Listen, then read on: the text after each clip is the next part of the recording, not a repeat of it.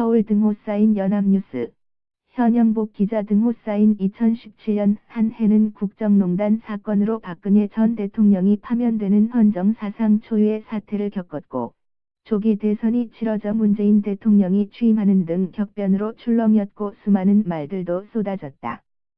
국제적으로는 핵무기를 개발하는 북한 김정은 노동당 위원장을 겨냥, 도널드 트럼프 미국 대통령이 미치광이 로켓맨이라고 비난하고, 이에 맞서 김정은 위원장이 노망난 늑다리라고 반격하는 등 미북 정상 간의 전례 없는 말폭탄이 한반도 위기를 고조시키며 전세계 시선을 사로잡았다.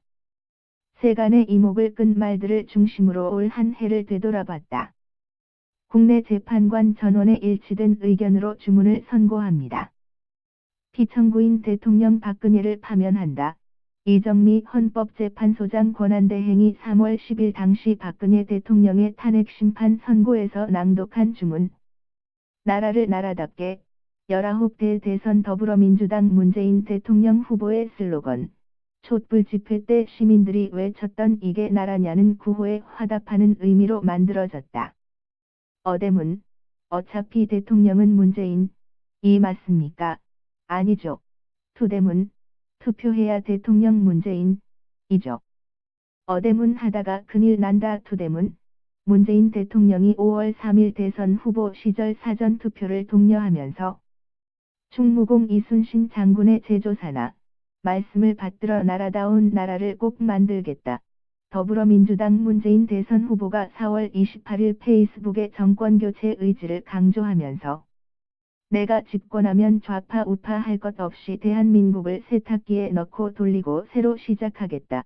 자유한국당 홍준표 경선 후보가 3월 26일 한국당 대선 경선 토론회에서 문 후보의 슬로건 적폐청산에 대한 입장을 밝히면서 제가 갑철수입니까?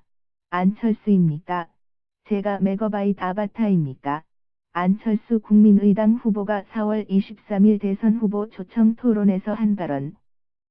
실패한 TV토론의 사례로 꼽힘. 대한민국의 새 정부는 촛불혁명이 만든 정부다. 문재인 대통령. 9월 21일 미국 뉴욕에서 열린 제72회 유엔 총회에서 기조연설자로 나서 대한민국의 새 정부는 촛불혁명으로 탄생했음을 천명.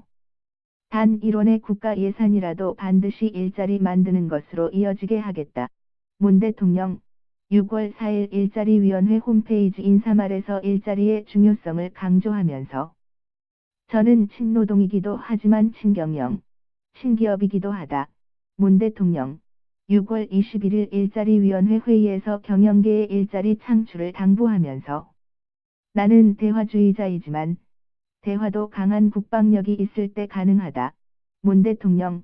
6월 23일 현무2 미사일 발사를 참관하고 국방력의 중요성을 강조하면서 올해 연차 휴가 다 사용하겠다. 문 대통령. 6월 29일 연차 유급 휴가 제도 개선 의지를 밝히면서 남북 관계에서도 주변국에 기대지 않고 우리가 운전석에 앉아 주도해 나가겠다. 문 대통령.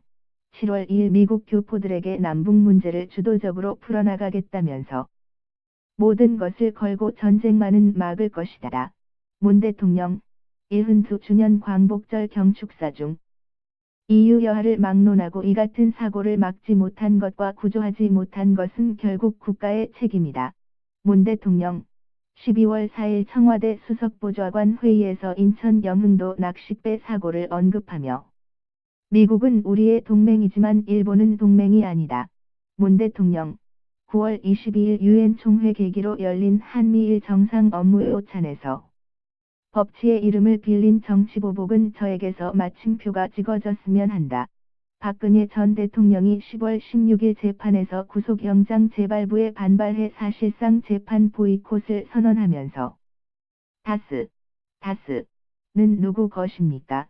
더불어민주당 이춘석 의원이 10월 23일 서울중앙지검 등에 대한 국회 법제사법위원회의 국정감사에서 윤석열 검사장에게 질의하면서 지난 1년 사이에 포토라인에 4번째 섰습니다. 이게 제 숙명이라면 받아들이고 또 헤쳐나가는 것도 제 몫이라고 생각합니다. 우병우 전 청와대 민정수석 비서관이 11월 29일 검찰의 네 번째 소환 조사를 받기에 앞서 취재진과 만나 지난해 검찰 출석 때는 기자의 질문에 어이없다는 듯한 표정으로 노려보면서 몇 초간 쳐다봐 구설에 올랐으나 이날은 태도 변화를 보였다. 그는 검찰의 세 번째 영장 청구 끝에 15일 새벽 결국 구속됐다. 자렷 국민께 대하여 경례. 김부겸 행정안전부 장관이 경찰 지휘부가 사회관계망 서비스, SNS, 민주화의 성지 표현 삭제 논란으로 진실 공방을 벌이며 갈등이 깊어지자 8월 13일 경찰청을 직접 찾아 경찰 지휘부와 함께 국민에게 직접 사과하며 고개 숙이면서 이 5사람을 영원히 잊지 말고 기억해 주십시오. 남현철, 박영인, 양승진, 권재근, 권혁규 등 세월호 미수습자 5명의 가족이 11월 18일 세월호 선체가 인양된 목포신항에서 기자회견을 열어 더는 수색 작업을 하지 않고 연결식을 치르겠다면서 김광석과 이혼하겠다. 가수 고 김광석의 부인 서혜순 씨가 자신의 딸을 숨지도록 방치한 혐의 등으로 10월 12일 서울경찰청 광역수사대에 피고발인 신분으로 출석하면서 탄핵 때는 바퀴벌레처럼 숨어 있었고 박근혜 감옥 간 뒤 슬금슬금 기어나와 설친다. 5월 17일 자유한국당 홍준표 대표가 친박 당권 도전설에 대해 바퀴벌레라고 비유. 이유미 씨 단독 범행이라고 꼬리 자르기를 했지만 대선 당시 대표와 후보가 몰랐다고 하는 건 머리 자르기다. 실제로 더 큰 것은 꼬리 자르기가 아니라 머리 자르기다.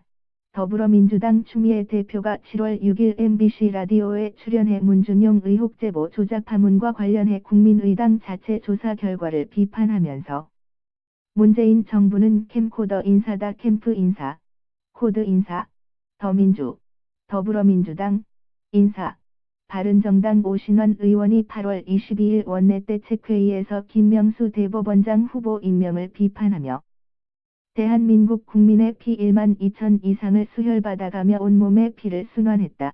이국종 아주대병원 권역외상센터장이 11월 22일 귀순 과정에서 총상을 입은 북한 병사가 매우 위중한 상황에 처했음을 설명하면서 여기가 어디고 내가 재판소에 왜 와 있는가? 내가 만든 회사인데 누가 날 기소했나? 신격호 롯데그룹 총괄 회장이 3월 20일 서울중앙지법 형사 24부 심리로 열린 롯데 총수 일가 경영비리 사건 공판에서 이케아도 쉬어야 한다.